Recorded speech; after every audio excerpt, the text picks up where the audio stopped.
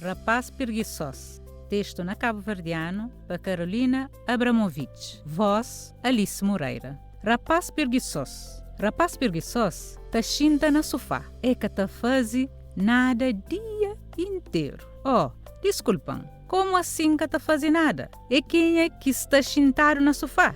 É quem é que come quebra-jujum? É quem é que põe cotovelo na poel? É quem é que coça a cabeça? É quem é que perde chinelo hoje?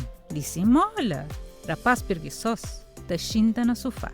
É que tá faze nada dia inteiro. Desculpam. Nunca bebe óleo de figo de bacalhau? Nunca lava as orelhas hoje? Nunca arranca um botão? Nunca mostra a língua? Nunca vai corta cabelo? Tudo que ele tá chamado nada? Rapaz preguiçoso tá shinta na sofá. É que tá faz nada dia inteiro. É que vai à escola? Pa mode é que creba. É que faz trabalho de casa? Pa mode é que tem tempo suficiente. É que calça sapato? Pa mode é que tem vontade. É que fala bom dia? Pa mode que ele tá dando trabalho demais.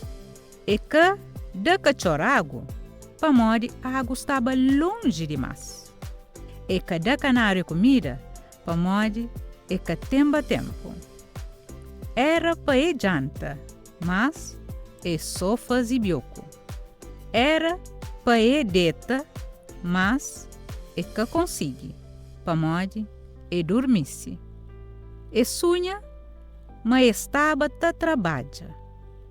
Estava tão cansado de aquele sonho ali que acorda.